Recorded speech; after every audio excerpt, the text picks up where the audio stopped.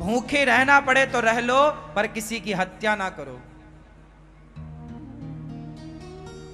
क्यों हत्या करें हम तो सात्विक जीवन जिएंगे। हमारे राम शाकाहारी थे, हमारे श्री कृष्ण शाकाहारी थे, हमारे प्रभु जिस राह पर चले हैं हम भी उसी राह पर चलेंगे, है ना। और देखो हम भारत के लोग हैं, अमेरिका, लंदन, जापान के लोग तो खाते ही हैं मांस। उनकी मजबूरी भी हो सकती है कि वहां कुछ है ही नहीं खाने को। क्यों जी भाई, लंदन इत्यादि में तो कुछ नहीं है खाने को। अब तो व्यवस्थाएं सब कुछ हैं, पहले तो व्यवस्थाएं नहीं थी, मांस पर ही निर्भर थे। पर हम भारतीय लोग, हमारे यहाँ तो सब था। हमारे देश में बंगाल है, बंगाल में मछली चावल खाने की परंपरा रही है, वहां मछली चावल खाते हैं। पर मछली चावल कब खाते थे? जब आज से 100 साल पहले कोई ट्रांसपोर्ट व्यवस्थाएं नहीं थी, बंगाल में चावल होता था और वहां साग सब्जियां होती नहीं थी, वहां कुछ होता नहीं था। तो फिर वहां के लोग मजबूरन, जीना तो था तो मजबूरन मछली चावल, वहां मछली सुलभता से मिल जाती थी तो मछली चावल खाने लग गए। पर देखो अब तो दाल रोटी की व्यवस्था सब जगह भगवान की कृपा से है ना, सब जगह पूरे भारत में साग सब्जियां हो रही हैं, पानी की सुविधाएं हो गई, किसान लोग अपना अब नहरें आ गई, बोर करा लेते हैं लोग, पानी की सुविधा बढ़िया हो गई। अब तो दाल सब्जी होती है सब जगह, साग सब्जियां होती हैं सब जगह। तो क्यों, जब नहीं था तब मजबूरी थी साहब। देखो छोटा बच्चा होता है ना, वो माँ की गोद में छिच्छी कर देता है। छोटा बच्चा माँ की गोद में छिच्छी सुसु करता है, परंतु क्यों करता है? क्योंकि वो बच्चे की मजबूरी है। छोटा है ना, चल नहीं सकता, बोल नहीं सकता कि छिच्छी आ रही है, सुसु आ रही है, वो बोल ही नहीं सकता। 1 महीने का बच्चा क्या बोलेगा? वो तो जहां है वहीं करेगा, तो वो मजबूरी है। लेकिन वही बच्चा जब 20 साल का हो जाए और तब भी जाके माँ की गोद में छिच्छी करे तो सही है? सही है? सही है? तब उसकी मजबूरी थी, अब तो मजबूरी नहीं है। क्यों? बात सही है? तो तुम मछली चावल तब खाते थे जब तुम्हारे यहां कुछ नहीं होता था, साग सब्जियों की सुविधा नहीं थी। पर भाई साहब अब तो हो रहा है सब, अब तो है, इसलिए तब मजबूरी थी तो तुम मांसाहार करते थे। अब तो सब हो रहा है, दाल चावल सब्जी रोटी। अब तो शाकाहार में आ जाओ, अब तो सात्विक बन जाओ, अब तो बुद्धि सुधार लो, अब तो राह बदल लो। मजबूरी थी तब तो ठीक था। तो दया धर्म है, तो हमारा धर्म क्या है? दया। इसलिए हमारे धर्म का नाम है सत्य सनातन धर्म। हमारा धर्म क्या है? सत्य सत्य लगा है, सत्य ही हमारा धर्म है। ये है सत्य सनातन। सनातन मीन्स पुराना। सनातन मतलब होता है बहुत पुराने को सनातन कहते हैं। ये सनातन परंपरा मीन्स सबसे पुरानी परंपरा। गंगा कैसी है? सनातन है, अनादि से है। यमुना कैसी है? सनातन है। समुद्र कैसा है? सनातन है। सनातन मीन्स पुराना। कितना पुराना? सूर्य सनातन है, चंद्र सनातन है। जो पुराना है, जितने पुराने सूर्य चांद है, जितने पुराने भगवान राम और कृष्ण हैं, उतना पुराना ये धर्म है। राम भी इसी धर्म में बाद में आए, राम के पहले से सनातन संस्कृति है। हाँ या ना? ये वो धर्म है जहां अहिंसा की बात है। हमारे देश में एक राजा हुए हैं, नाम है शिवी। शिवी की गोद में एक तोता आके गिरा। एक वहां से बहेलिया पक्षी पकड़ के जंगल से ले जा रहा था, उसका पिंजरा खुला, पक्षी उड़ गया। उड़ के डर के मारे वो राजा की गोद में जाके बैठा। बहेली आया, कसाई आया, एक राजन महाराज, ये जो आपकी गोद में पक्षी है ना, ये हमारा है, इसे दे दो, हम इसे पका के खाएंगे। राजा बोले ना, ये मेरी शरण में आया है और मारने वाले से बचाने वाला बड़ा होता है, मैं नहीं दूंगा क्योंकि ये मेरी गोद में आके गिरा है, मैं नहीं दे सकता। महाराज ये तो बड़ा अन्याय कर रहे हैं आप, मेरा पक्षी आपकी गोद में गिर गया तो क्या आपका हो गया? राजा बोले ये मेरी शरण में आया, मैं मार नहीं सकता इसे, तू ले जाएगा तो मार देगा, मैं मरवा नहीं सकता इसे। पर महाराज आप कैसे राजा हैं, आप फिर न्याय कीजिए कि मेरा पक्षी आप रख लेंगे तो मुझे क्या देंगे? राजा बोले कि अच्छा तुझे मांस ही तो चाहिए? बोले हाँ। तो एक काम करता हूं, मैं तुझे मांस की व्यवस्था कराता हूं। अब शिवी किसका मांस देते, किसी का भी देते तो हत्या करनी पड़ती। तो राजा शिवी ने एक तराजू बांधी, एक पलड़े में उस पक्षी को बिठाया जो गोद में आके गिरा, और दूसरे पलड़े पर अपनी जांघ का अपना मांस, तलवार निकाली अपना। देखिए ऐसा राजा कि एक पक्षी के लिए अपना काट रहा है, किसी और को वो चाहता तो कितने मुर्गा कटवा देता, कितने बकरा कटवा देता, राजा ही तो था। लेकिन नहीं, ऐसे ऐसे राजा हुए हमारे देश में कि एक पक्षी के लिए अपनी जांघ का मांस काट के रखा, पर वो पक्षी का वजन उस मांस के टुकड़े से ज्यादा था। तो राजा ने दूसरी जांघ का मांस काटा, फिर भी पक्षी का वजन ज्यादा। वो पक्षी माया भी रहा। वो परीक्षा लेने प्रभु आए तो उस पक्षी का वजन बढ़ता गया। अब राजा ने अपने छाती का मांस काट के रखा, फिर भी उसका वजन ज्यादा। भुजाओं का मांस काट के रखा, जब पक्षी का वजन ज्यादा, और राजा तो लहूलुहान हो गया, पूरा शरीर कट गया। अंत में राजा अपनी गर्दन, अपना सिर काटने लग गया तलवार से, और जैसी गर्दन पे तलवार चलाना चाहा, वो तोते से भगवान प्रकट हो गए। वाह राजन, तुम्हारे जैसा धर्मात्मा राजा, जिसके अंदर इतनी दया है, इतनी दया कि तुम एक पक्षी के लिए अपने आप को तैयार हो गए मारने के लिए, ऐसी दया हमने किसी राजा को करते हुए नहीं देखी। इतनी दयावान राजा, इतना दयावान, जब तक ये धरती रहेगी महाराज, ये दुनिया आपको याद रखेगी, आपकी दया को याद रखेगी। ऐसे दयावान राजाओं का ये भारत देश रहा है, जिन राजाओं की शरण में पक्षी और पशु भी सुखी थे। आज तो देखो स्थितियां क्या है, किस तरह लोग मांसाहार करते हैं। मैंने कई बार देखा, वीडियो देखा मैंने, आजकल पता है खाने का एक नया परंपरा लोगों ने शुरू की है। मैंने प्रत्यक्ष नहीं देखा, वीडियो में कई बार देख लेता हूं। आजकल क्या है, जो मांस खाने वाले लोग हैं ना, वो मछली को आधा पका के खाते हैं। जैसे मछली को, जिंदा है मछली, तड़प रही है, उसे आधा आना कढ़ाई में डाल के आधा पकाएंगे, नीचे का हिस्सा, और वो बेचारी आधी में प्राण है उसके, वो तड़प रही है, मतलब थाली में पड़ी है खाने को, तब तक वो जिंदा होती है। हाँ या ना? ऐसा भी बड़े बड़े लोगों के शौक हैं। वो एक तरफ से बेचारी अपना मुंह ऐसे ऐसे नहीं खोलती मछली, वो तड़प रही है और लोग उसे खा रहे हैं। इतना निर्दयी कौन हो सकता है भाई?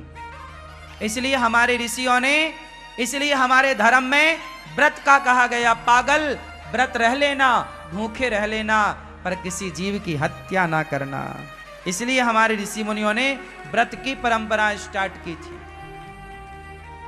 कि तुम भूखे रहना सीखो, रह लो भूखे, पर किसी को हानि ना पहुंचाना।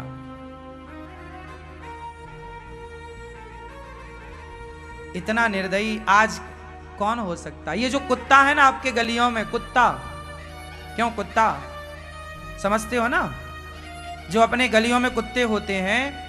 मैं नागालैंड गया कथा सुनाने बहुत पहले, तो वहां मुझे कुत्ते नजर नहीं आए। मैंने पूछा कि भाई यहाँ कुत्ते नहीं हैं? बोले महाराज जी यहाँ के लोग कुत्ता खा जाते हैं।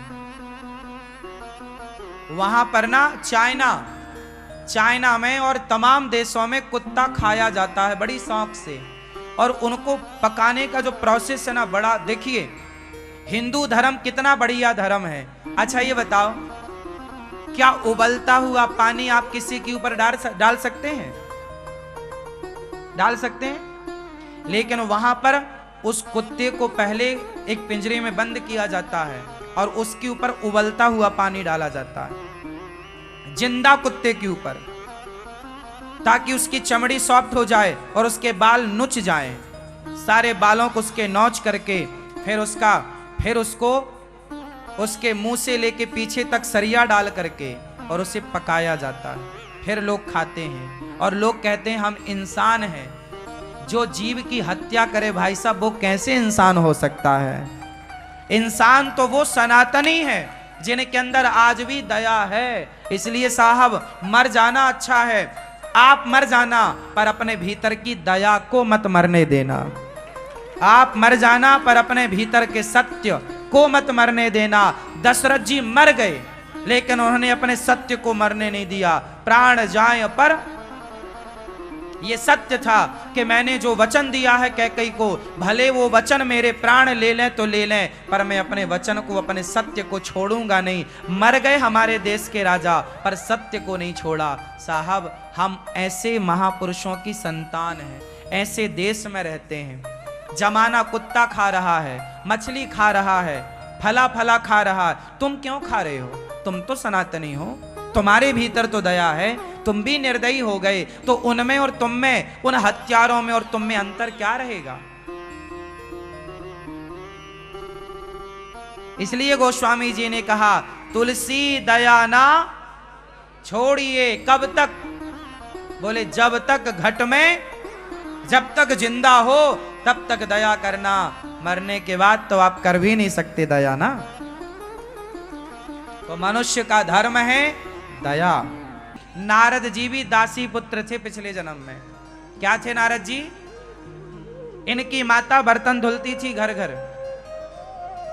एक ब्राह्मण के यहां ये बर्तन धुलने का काम करती थी कि अचानक उनके यहां ना कुछ संत आ गए, और संतों की इनकी मां ने और इन्होंने खूब सेवा करी। नारद जी ने पिछले जन्म में जब संतों की सेवा करी तो सेवा का प्रभाव ये हुआ कि नारद जी ने इनको मंत्र दिया, संतों ने नारद जी को मंत्र दिया, और सेवा के प्रभाव से दासी पुत्र नारद ब्रह्मा पुत्र देवर्षि नारद बनकर के प्रकट हुए। सेवा का प्रभाव। क्यों? ये वाली कहावत तो सुनी होगी, करोगे सेवा तो मिलेगी मेवा। कौन सी मेवा? बादाम काजू नहीं, मेवा मतलब करोगे सेवा तो मिलेगी मेवा। सेवा करने वाले को भगवान स्वीकार करते हैं, ये मेवा है। प्रभु स्वीकार कर लेते हैं उसको, तो सेवा कर। अच्छा एक बात बताएं, सेवा करने वाला सबको अच्छा लगता है। आपके घर में भी जो ज्यादा काम करने वाले हैं, सेवा करते, मुंह कम चलाते हैं, काम ज्यादा करते, वो लोग अच्छे होते हैं। ऐसे लोगों की कदर किया करो। सेवा। अब सोचो कि सास के पांव में बहू तेल लगा रही है, दबा रही है चरण, कितनी अच्छी बहू है, सेवा करती है बेचारी। ऐसी सेवा। अब पत्नी बेचारी पांव दबा रही है, पति जो कहता हाथ जोड़े खड़ी है। ऐसी सेवा करने वाली पत्नी सबको थोड़ी नसीब होती है। सेवा वाले, एक बात बताएं, सेवा करने वाले लोग कम मिलते हैं, बकवास करने वाले लोग ज्यादा हैं। हाँ या ना? ना तो अब सेवा करने वाली बहुएं मिल रही हैं बाजार में, ना तो सेवा करने वाली पत्नियां मिल रही हैं, और ना सेवा करने वाली औलाद मिल रही है। अब कहां वो औलाद है जो माँ बाप के पांव दबाने वाली हो? अब कहां बच्चे अपने माँ बाप के चरण दबाते हैं? शर्म आती है। दबाना तो छोड़ो साहब, आजकल के बच्चे पांव पड़ते हैं माँ बाप के ना, तो वो भी घुटने ही छूते हैं, इससे नीचे नहीं। उनकी इंसल्ट होती है, अरे कितना झुकेंगे। अब तो गया जमाना, पर फिर भी जो है बचाए रखो। सेवा, सेवा सबसे उत्तम है। नारद जी ने सेवा की, संतों की भोजन की सेवा, उनके पत्तल उठाना, उनका प्रसादी जूठन प्रसाद पाना, उनके चरण दबाना, सेवा करना, उनके कपड़े धुलना, सेवा करना। हम जब अयोध्या जी थे ना, तो अयोध्या जी में संत निवास में रहा करते थे, और मेरी आदत थी कि जब तक मैं पढ़ के आता था 8:30 बजे रात्रि को, 8:30-9 बज जाता था। रात्रि को गुरुजी पढ़ाते थे कनक भवन में, तो वो पढ़ के आता था ना तो रात हो जाती थी, तो मैं सोने से पहले संतों के चरण दबाता था। संत निवास में ही था, अगल बगल संत रहा करते थे, तो मैं संतों के पांव दबा के सोया करता था। बिना पांव दबाए मेरे को एक आदत हो गई थी चरण दबाने की। इसलिए भगवान ने उस आदत को देखते हुए मुझे माँ की सेवा, चरण दबाने की सेवा विधाता ने सदा सदा के लिए दे रखी है। मैं बड़ा भाग्यशाली समझता हूँ उन भक्तों को जो सेवा से जुड़े हैं। आप भी गौरी गोपाल आश्रम की सेवाओं से जुड़े हैं, तो आप भी परम भाग्यशाली हैं। सेवा सबसे उत्तम काम है। इसलिए दास अनिरुद्ध सेवा करता है। आपसे भी कहता हूँ, आप भी सेवाएं करना सीखिए। किसी भूखे को भोजन देना सीखिए, प्यासे को पानी देना। नारद जी ने सेवा करी तो वो नारद ब्रह्मा पुत्र हो गए। प्रमोशन। ये दुनिया क्या देगी आपको, ये जगत क्या देगा आपको? जो हमारे जगन्नाथ जी दे सकते हैं वो जगत नहीं दे सकता। मैं एक बार जगन्नाथ जी गया तो जगन्नाथ जी जब यहाँ वृंदावन में कोई स्थान नहीं था, गौरी गोपाल जैसा कुछ भी ना, यहाँ गौरी गोपाल की कोई भूमि थी, ना तो कोई आश्रम था, ना तो कोई सेवा थी। ये उन दिनों की बात है जब गौरी गोपाल आश्रम यहाँ नहीं था। तो इनके पास गए, जगन्नाथ जी के पास, जगन्नाथपुरी। तो हमने वहाँ रसोई देखी, बड़ी रसोई, खूब सारे भक्त भोजन कर रहे हैं, बड़ा प्रसाद तैयार हो रहा है। तो हमने जगन्नाथ जी से कहा मन में कि प्रभु, जितनी बड़ी सेवा यहाँ हो रही है, दास को भी सेवा का मौका दो। हमने प्रभु से कभी और कुछ नहीं मांगा, सेवा मांगी है। इसलिए बिहारी जी ने दास को सेवाएं प्रदान कर रखी हैं। प्रभु हमें सेवा करने के लायक बनाओ, हे विधाता हमें सेवा के योग्य बनाओ। जगन्नाथ जी से कहा तो जैसी रसोई जगन्नाथ जी में चल रही अखंड, ऐसे ही अखंड रसोई जगन्नाथ जी की एक गौरी गोपाल जी के रूप में प्रभु ने यहां पर खोल रखी है। ये जगन्नाथ जी की ही रसोई है, अलग नहीं है। गौरी गोपाल जी की रसोई देखा आपने? कोई आए, सबको पेट भर भोजन मिल रहा है, तो ये जगन्नाथ जी की ही तो है। हमने प्रभु से केवल ये कहा, प्रभु सेवा करने लायक बनाइए, हे प्रभु हमें सेवा के योग्य बनाइए, हम सेवा कर सकें। आप लोग भी ना भगवान से रुपया पैसा ना मांगा करो, हे प्रभु हम सेवा कर सकें, हे प्रभु हमें देने लायक बनाओ, हे विधाता हमें देने योग्य बनाओ। आप मांगते रहते हैं भगवान ये दे दो वो दे, नहीं, हे प्रभु ऐसी कृपा करो कि हम किसी को देने योग्य बने। हे प्रभु हमें लेने वाला मत बनाइएगा, हमें सदा देने वाला। पीछे वाली मैया, मैया ओ मैया बोल दो मेरी माँ, हे भगवान, हे श्रीमन नारायण हमें देने वाला बनाओ।